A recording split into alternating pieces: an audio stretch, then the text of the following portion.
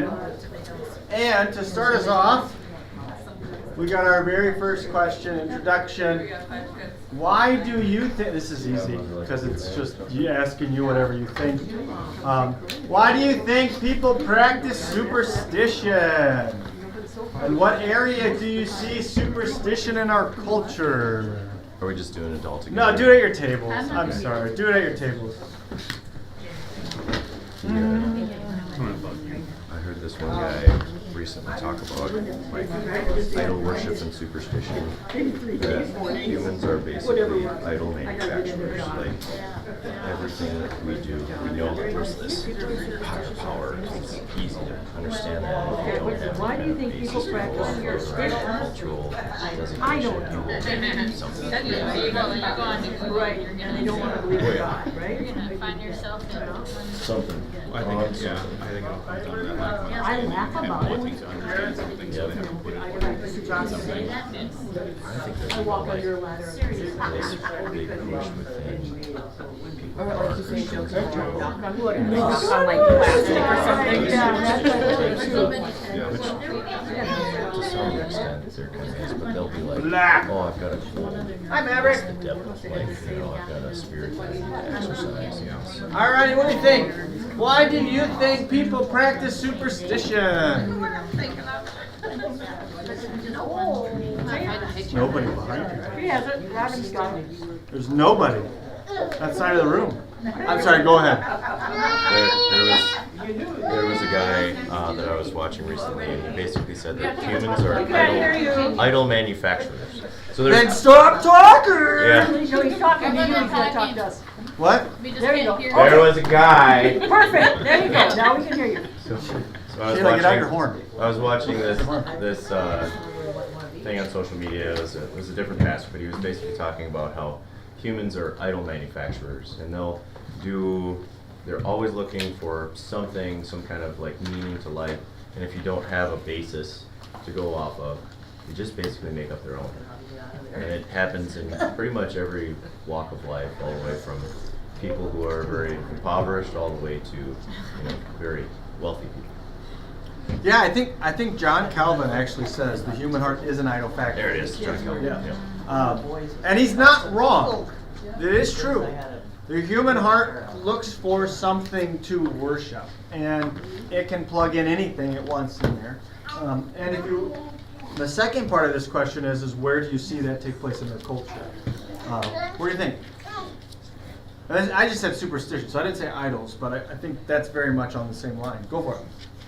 Well, I mean, Matt might be able to speak to this too. You don't say the word quiet at the hospital, or people just have a fuss. You're allowed to say a patient's name one time. You say it 3, they will show up in the ER. Yes. It's like beautiful. You can't I've say never that. heard that. There are some names Why can't you say quiet? They say it's too quiet, then You people say the Q flood into word, it. and then all of a And sudden, then all of next a thing you sudden know, everybody comes there's in. an ambulance coming in with 6 people. Oh, I And say it's a quiet night because then it gets busy. Well, I think people That's want to the practice jinx, right? it Well, and because some they people want are so a reason angry why about something this. happened. Instead of God saying that this happened because He had everything planned out for you, they need to believe in something superstitious to have happen to them. No doubt does superstition seem to then take the place of God, right? In fact, if you look in the Old Testament, you see that readily, right?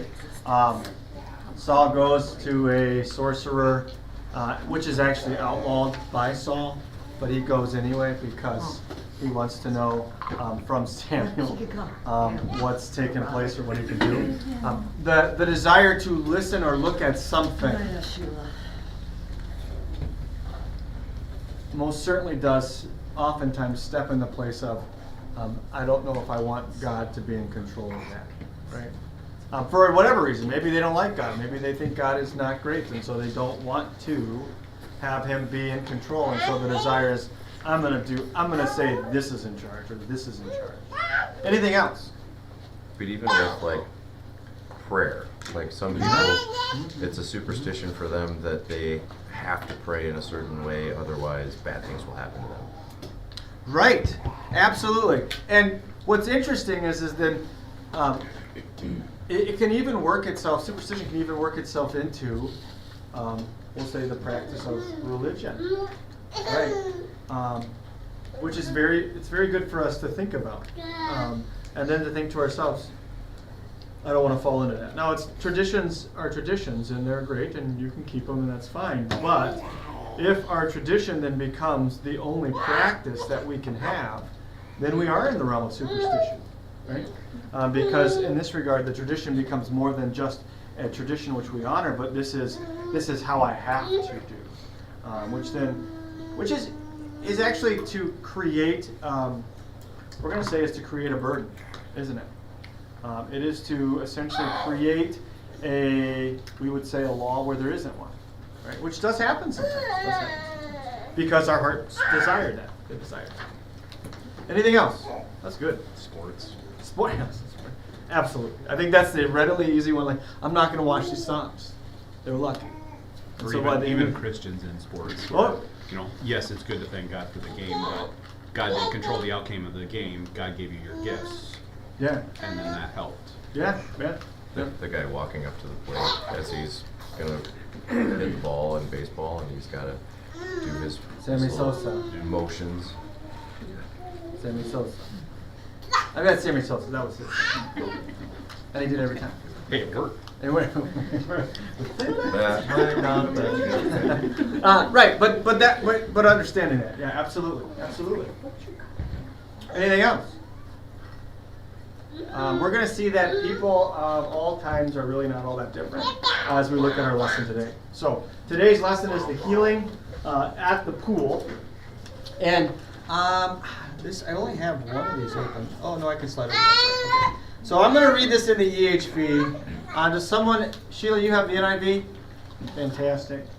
We might look at some different translations. We'll see. But this is how it reads in the EHV. 1 through 6. After this there was a Jewish festival, and Jesus went up to Jerusalem. Near the sheep gate in Jerusalem there is a pool called Bethsaida, or Bethsaida, however you want to pronounce it, in Aramaic, which has 5 colonnades. Within these lay a large number of sick people, blind, lame, or paralyzed, who were waiting for the movement of the water. For an angel would go down at certain times in the pool and stir up the water. Whoever stepped in first at the stirring of the water was healed of whatever disease he had. One man was there who had been sick for 38 years. When Jesus saw him lying there and knew he had already been sick a long time, he asked him, "Do you want to get well?" So that's where we end. Now, the first question I have is, why do you think John includes all these details in this account? I mean, like, there's a lot of details about everything that's taking place. And then the question really is well, no, you go forth. You answer this question. Why does John include all these details? At our table. Anybody? You can do it at your table. It's fine. You can talk at your table.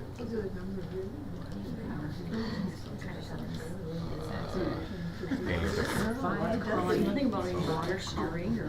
Being really restricted. That's like, So then he can go, it's not the action. yeah.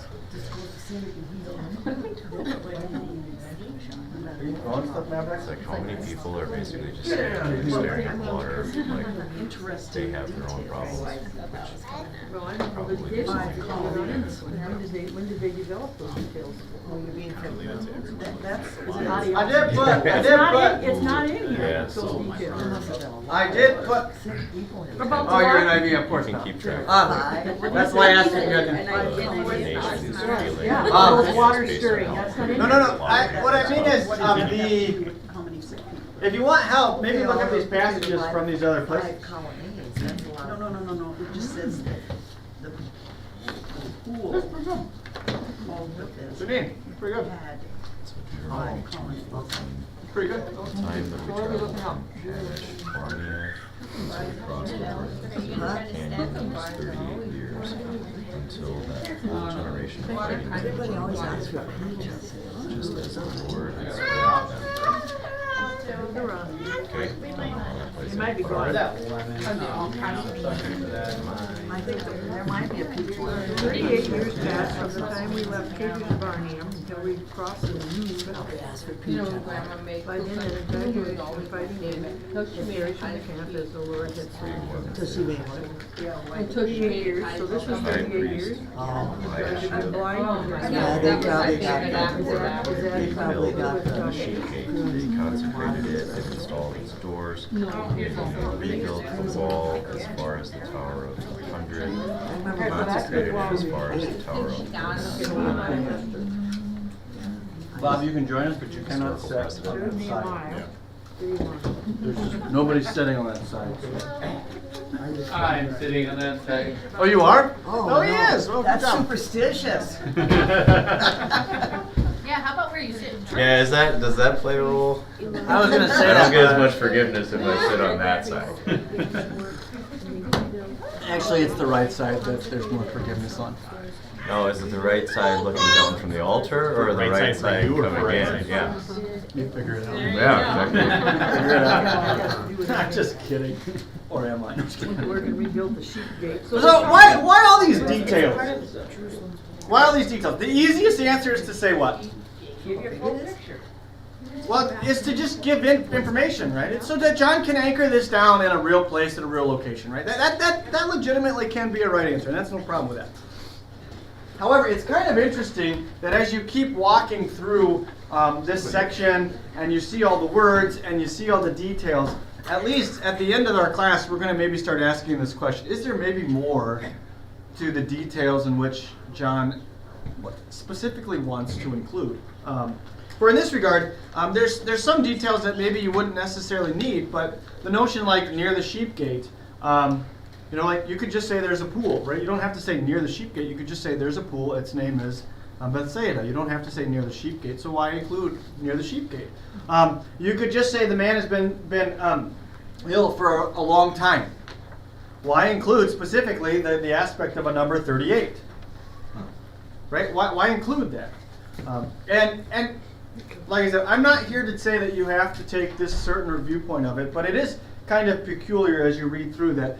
John, when he writes, he does seem to do things with a specific purpose. Even the questions that he asks people, the way he records Jesus' questions, or the way in which he records people's answers. For example, yesterday in Mountain City, we're going through John, and we're at the very end of chapter 1. And what does Jesus say to those disciples who leave John the Baptist? He says, "What are you looking for?" Right? That's a profound question, right?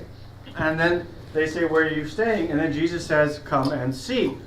Well, that seems like just a straightforward answer to their questions, but as you read a little bit down, when you get to see like Nathanael believing, that phrase is there again. Come and see.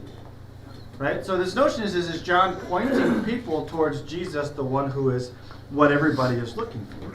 And I think we're remiss if we don't actually look at that and say, there might be some weight to that. So as we look at this section, we're going to find ourselves looking at these details and wondering, what in the world do we do with these? And maybe we'll talk a little bit more about it as we move forward. Because I don't want to answer that question for you. We'll look at that. But I wanted to present that conversation on the table before we go too far into this account. So think about Jesus' question and why might he ask this? This is peculiar to me.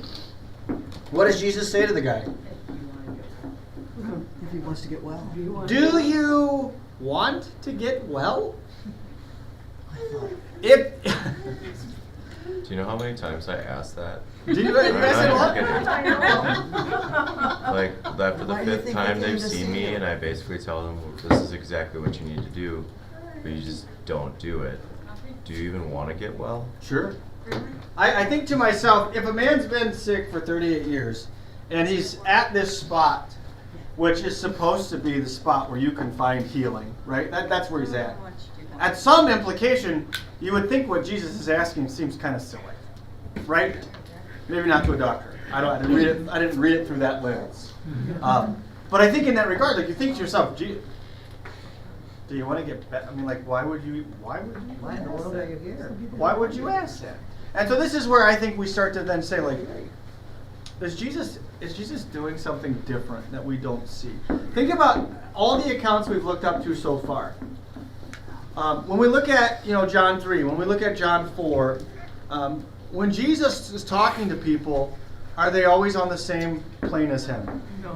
Most of the time they're not. Right at the beginning of the conversation, they're not. Right? Remember Nicodemus? He's thinking earthly, and Jesus is talking spiritual.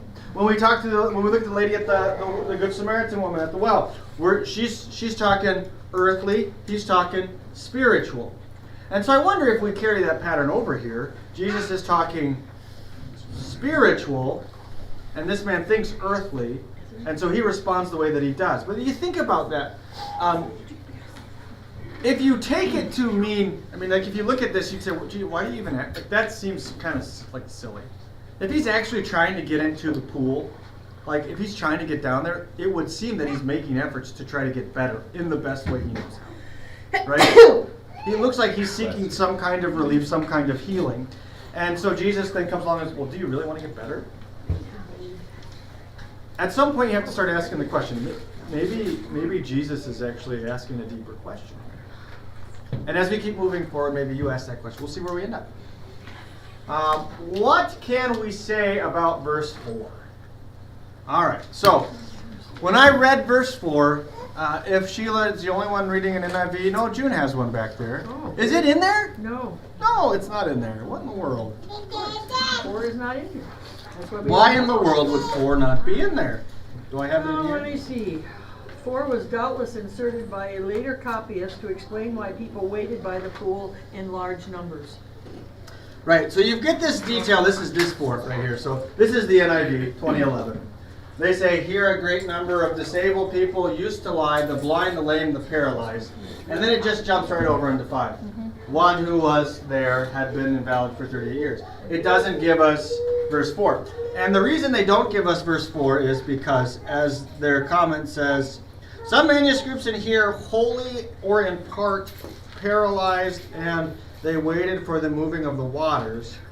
From time to time, an angel of the Lord. So it's just saying some of these manuscripts have this. Now, should we take it as a part of John's gospel or not? The EHV places it in front of you on the same parallel. The reason the NIV does not include it is because the earliest manuscripts that we have, and like substantial manuscripts, don't have it at all. It's just not there. It shows up like 5th century, and the early manuscripts are 4th century, and none of them have it. So in this regard, they don't keep it in. Now, So like Dead Sea Scrolls. Dead Sea Scrolls are Old Testament. Okay. Old Testament. We're talking like Aleph, manuscript Aleph, which probably doesn't make much sense to you. Papyri 66 doesn't have it in it, which is an early one from like 2nd century. Doesn't include it at all. And then you get to the 4th century, which is where Aleph and B, and these are just names of manuscripts. They don't have it in it. When you get to the 5th century, which is, then you see it, and then you see it a little bit more. You see it, but it's not necessarily in all of those either. So as you look at this stuff, you go, is it in there?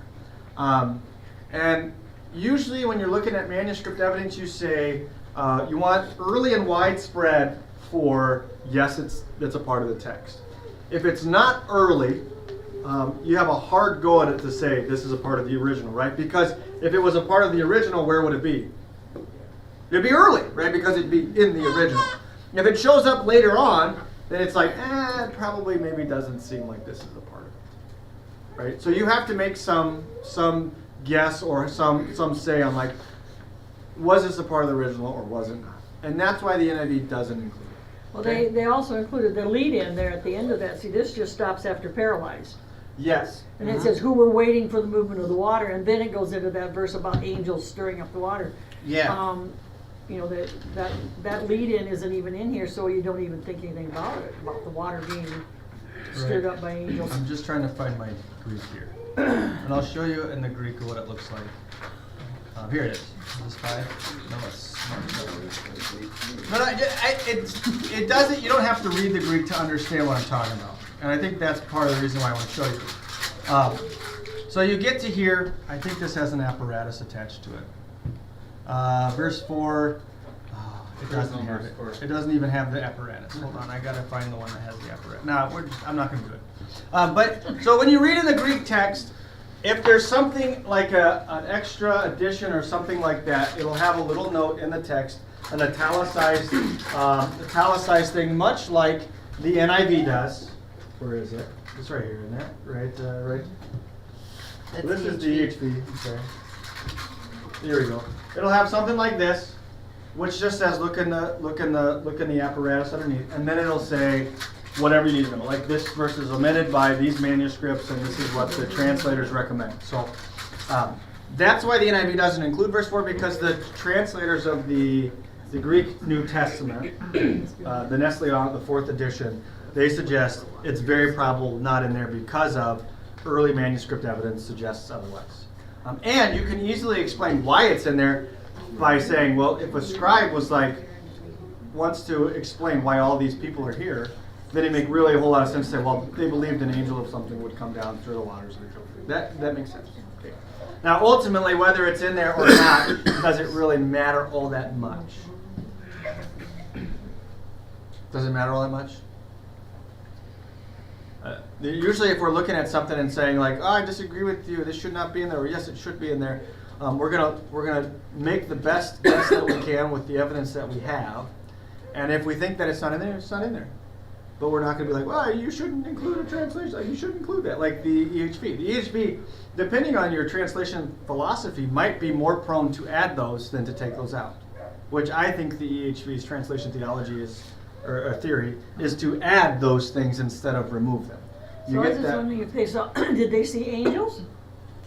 How did they know angels were stirring up the water? That was the belief of the time. So that was the belief of the time. See, I think it's not in there. I think this is a scribe saying, let's explain the situation a little further. Angels would stir the water.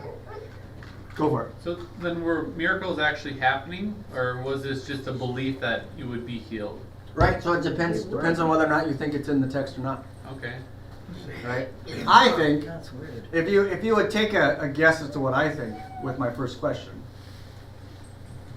Superstition. I think this is superstition.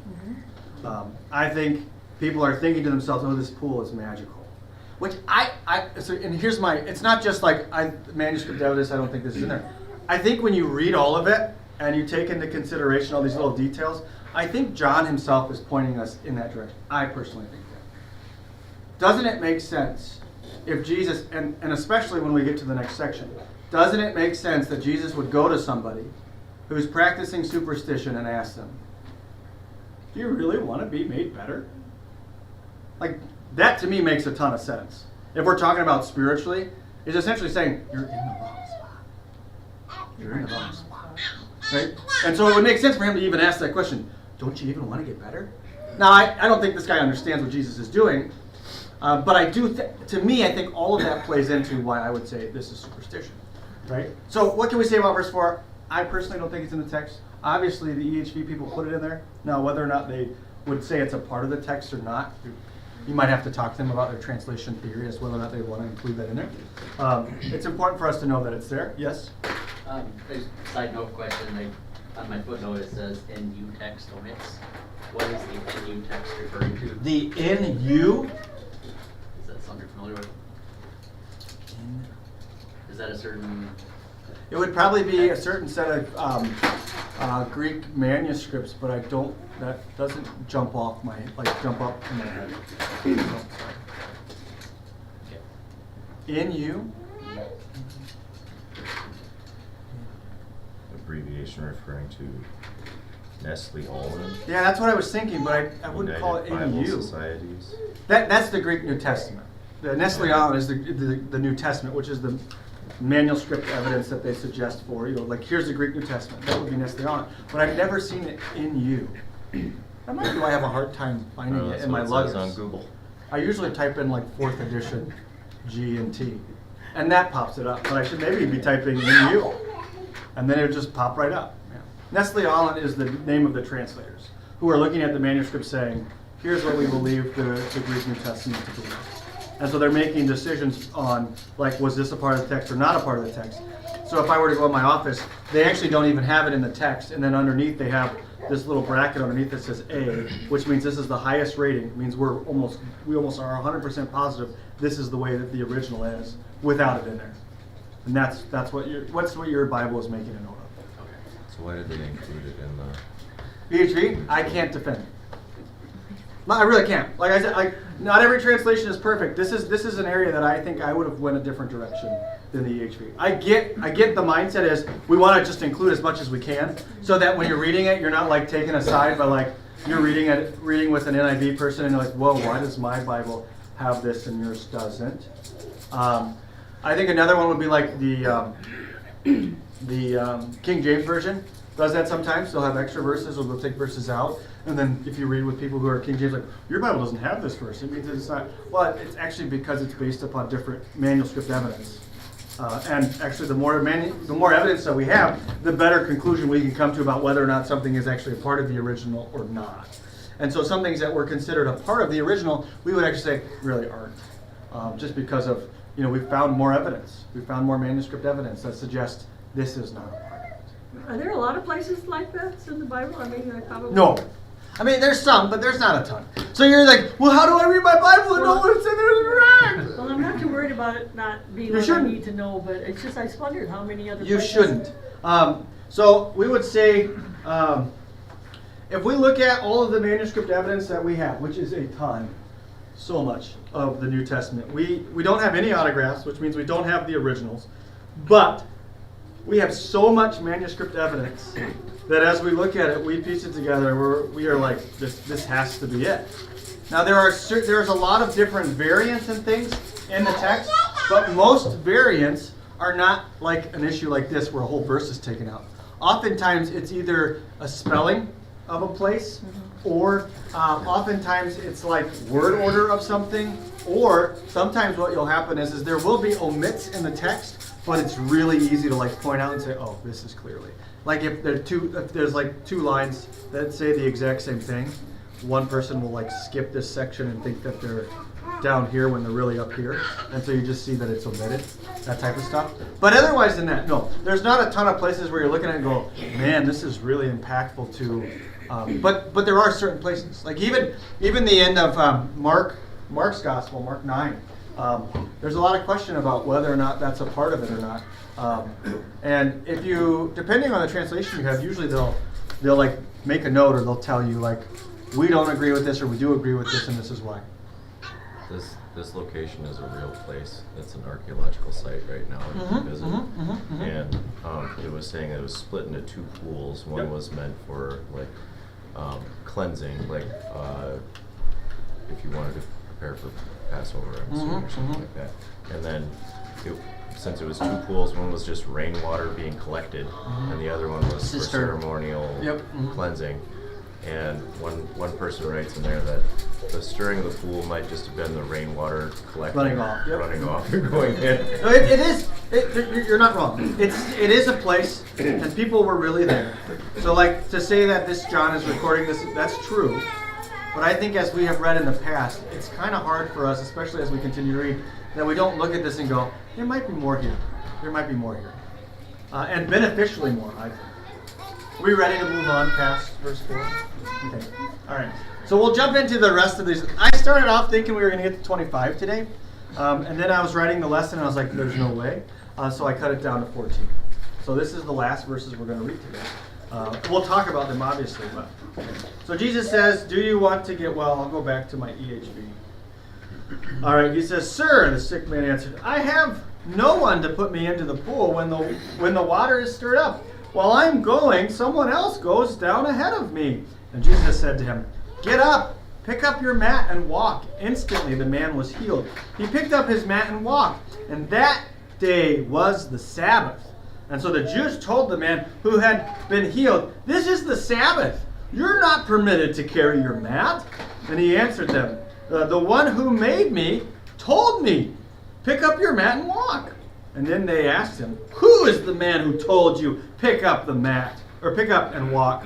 But the man who was healed did not know who it was, for Jesus had slipped away into the crowd that was there. Later, Jesus found him in the temple and said to him, "Look, you are well now. Do not sin anymore so that nothing worse happens to you." I should include this. And the man went back and reported to the Jews that it was Jesus who made him well. That sets up the next section of context. So I have this. What problem did the Jews have with the healed man? I want you to look up these passages at your table. It's not a super hard question, but I want to look up something on the internet real fast.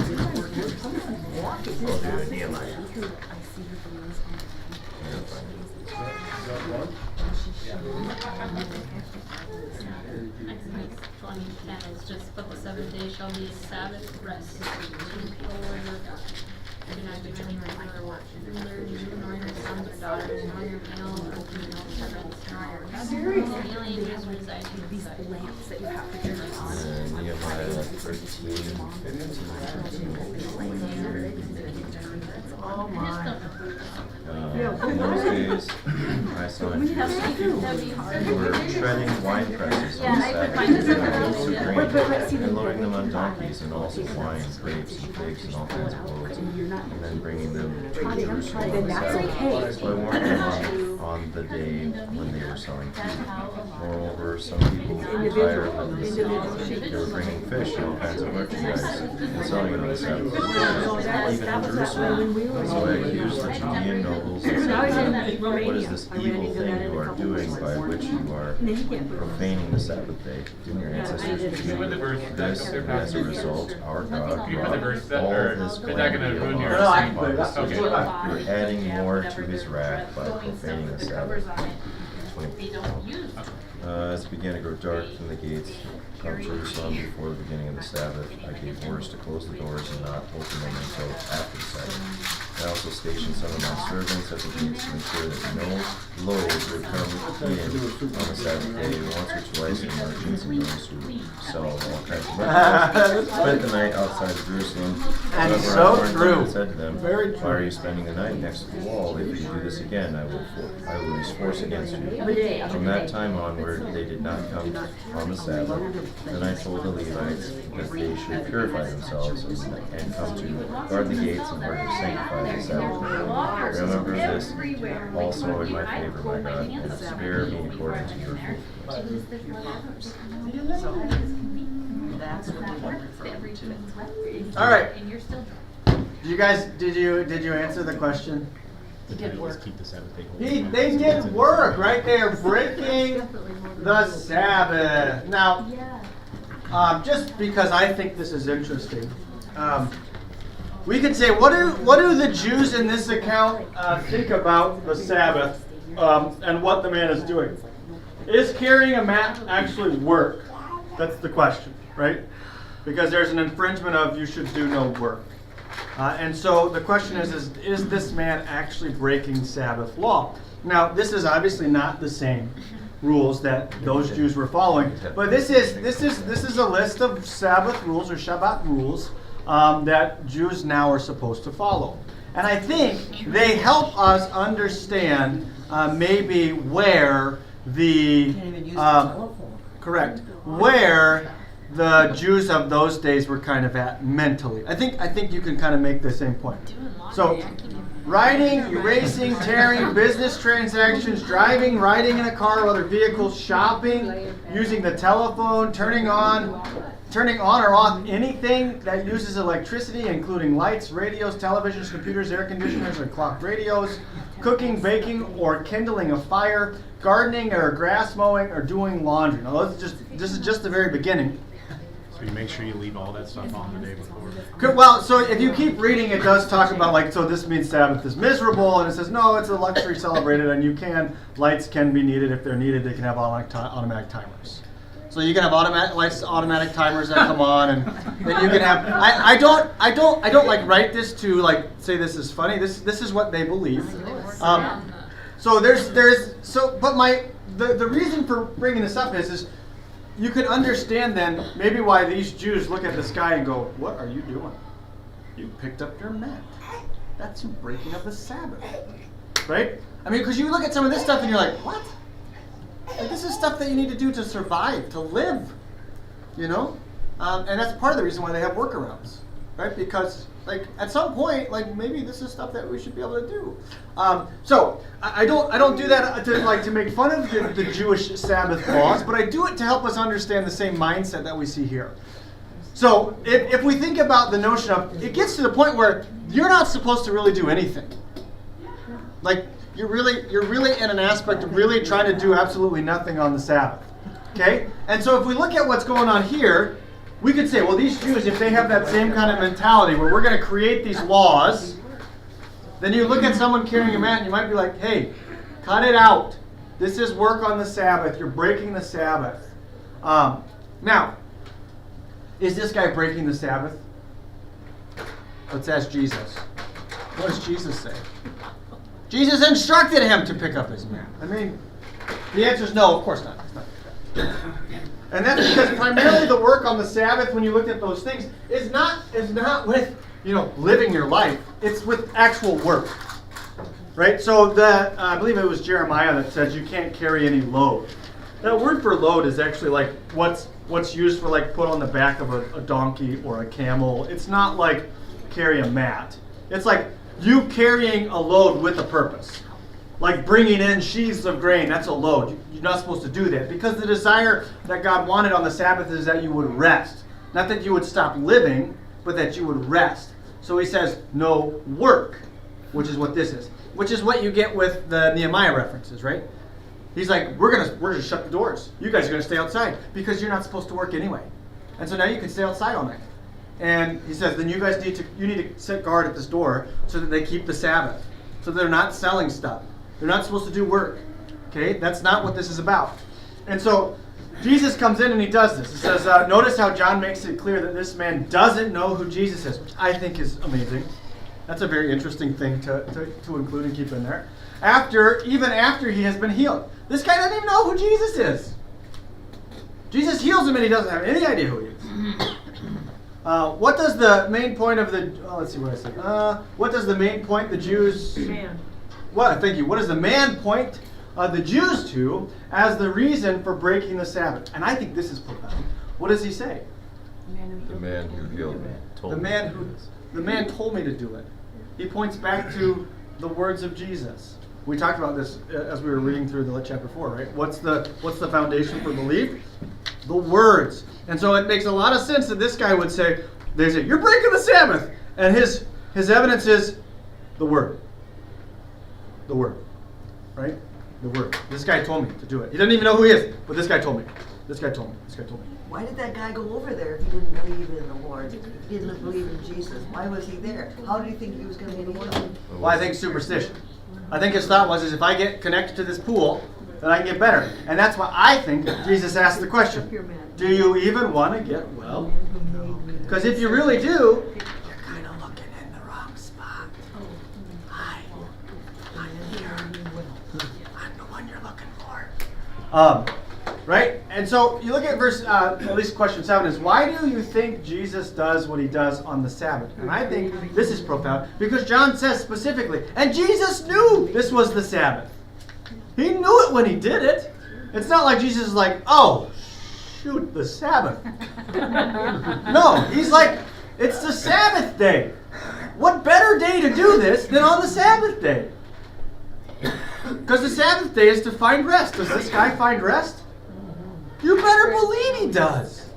Yeah, of course he's picking up in his mat and walking because now his life is a whole lot easier. And I don't mean that from a physical standpoint. I mean that from a spiritual standpoint. There's real rest that's found by this guy. And yet, nobody's getting that. At least the Jews don't. And I don't even think this guy does, at least at some point. I think there's a little bit of... Go for it, Jude. So where the readers of the church, or the Pharisees, or whoever, Jews. Here, the Jews, so what would they were out and about on the Sabbath? Yeah. Or they wouldn't have seen this. Oh yeah, they saw it. They can walk a So they certain were out distance. walking around. Yeah, they're walking. They're not carrying any loads though. They're not carrying a mat, that's for sure. But right, I mean, so at some point you can understand this is a superficial thing. Right? This gets to be a superficial thing. It doesn't take long for us to start to see that those those Jews are trying to do what? Get rid of this. They're trying to do anything they can to trap Jesus or to get rid of him, right? And in this regard, I don't know if like there's a sense where they set up, you know, like maybe they look at Nehemiah and go, all right, we're supposed to make sure the Sabbath's kept, so you go to the pool this week, you go here this week, and we're all going to just kind of set, which to me would be work, but maybe not. So I don't know how they handle it, but you're right. This is kind of strange. But they see this, and they're like, whoa, what are you doing? You can't do that. It's not good. And the guy's like, well, but Jesus said I could. But he doesn't call him Jesus because he says no. All right. This account isn't over. It's not over. You might think it is, but it's not, because what happens? This guy goes where? He goes to the temple. Why do you think he might go to the temple? Thank you, Jesus. I would say actually maybe to thank God. Which is kind of interesting. Maybe let's be in the temple first. You know, like let's be in the temple even when you're sick and even when you're kind of like, I mean, he couldn't maybe be in the temple because of invalid. I guess I'd have to look at that word and see if it means unclean too. But he could have been maybe in the court of the Gentiles. So it's kind of this interesting thing. After he's healed, he goes to thank God, and amazing, who shows up? Jesus. So the guy who heals him, Jesus, which is kind of that's a slide from last week. I didn't get to read it. How does Jesus' interaction with this man in the temple help us understand the main point of this account, and how might this impact the way we view our ministry? So what happens in the temple? Jesus goes up to him. This is interesting. So later Jesus found him in the temple and he said to him, "Look, you are well now. Do not sin anymore, so that nothing worse happens to you." And the man went back and reported to the Jews that it was Jesus who made him well. Okay. So he knows who Jesus is now. And he knows who Jesus is now, which is kind of an interesting thing. But how does this interaction maybe help us understand maybe the point that John is getting at here? Do ministry wherever you are. Do ministry wherever you are. I think that's great. What else? Tells them pretty much the same thing he's telling other people, go and sin no more, basically. Think about the woman at the well. What takes place with that? Jesus says, "You should go tell your husband." And she's like, "Oh, okay. This is not what I thought it was." And then so Jesus comes to this guy, same type of thing. Hey, stop sinning, or something worse is going to happen to you. No doubt that's probably a notion for him to say, "Okay, alrighty. Maybe what I was putting my confidence and trust in was wrong before." And then I think you can look at this one of two ways. You can see that the man goes and reports to Jews of something bad, like he's trying to get Jesus in trouble. I think maybe he's like, "You guys should see him. It's Jesus. You gotta find him. Which would make sense with everything else that we see in John. Andrew, when he finds Jesus, what does he do? Goes to his brother. Philip, when he sees Jesus, what does he do? He goes and tells Nathaniel. Right? I think this guy, the woman, when she finds Jesus, what does she do? She goes and tells the village. I think this is just part of the pattern. This guy gets healed, he sees who Jesus is, and now his response is, I should actually go. They were asking about him. I should go tell them. Which I think is really, kind of the last question that I have. I know there's kids, and I will probably answer this shortly, but how does John's main point in writing his gospel influence us as we read this? I think the more I study John's gospel, the more that phrase, which we sang today, these are written. And what's interesting is before John says that in his gospel, what does he write? He writes, many things are written, so much so that you can't contain them all, but these are written that you might believe. So John picks these accounts with a purpose. And so as we look at them, we think to ourselves, what is the purpose for why John is picking this?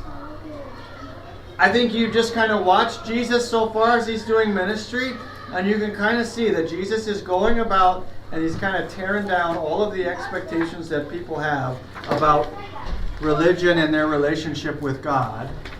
And you just see him using his word to create believers. He is interacting with people using his word in a powerful way, and it's that word that sticks with them, and it's that word that changes them and transforms them. And I think this is all part of that. We're gonna get into a conversation that Jesus has with these Jews right after this, because they're gonna come and try to find Jesus and say, "What are you doing?" And then Jesus has the opportunity to explain exactly who he is, which is to reveal himself, right? Do you think sometimes doing these things on the Sabbath was a way for Jesus just to, I don't know if that's the right word, but to kind of twist the knife in the back of the Jews, saying, you know what, I was here, this is what's happening, these old laws are gone. Yeah, I don't necessarily think it's Jesus twisting the back, as in like a vindictive thing. Well, I mean, I think it's that's what I Jesus mean, coming but- and pulling the knives out of the people's back and out of their back and saying, "I'm here. Okay, all right, that's a good way of putting it. It's just I'm here. Let's not do what this guy's doing. Don't look in the wrong spot. I'm here. Right, yeah. Do you really want to get better? Let me You show see, they you get how. after him again, you know, when they get the wheat and start eating Yeah, it. I mean, yeah. it's the same type of thing. You know, this is the Sabbath and you shouldn't be doing it. Well, there's so many times that Jesus has that conversation with them. And I think part of that's because that is such a huge part of their culture. And it was something that he would have readily had the opportunity to teach on a regular basis to people on the Sabbath. To do things on the Sabbath when everybody's not out doing their stuff, but they're actually dedicating to rest or worship of God. And so I think you see a lot of instances where Jesus is having these conversations because being in that culture just lends itself to do that. Because the Sabbath is such an important concept.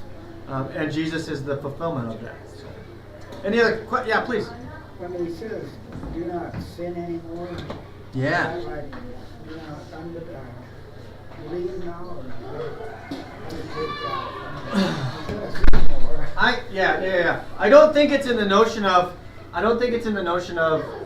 go and be perfect. I don't think it's that notion. I do think it's very much in the aspect of like what I would say, don't sin anymore. It's a kind of like a, how do I set myself up before God?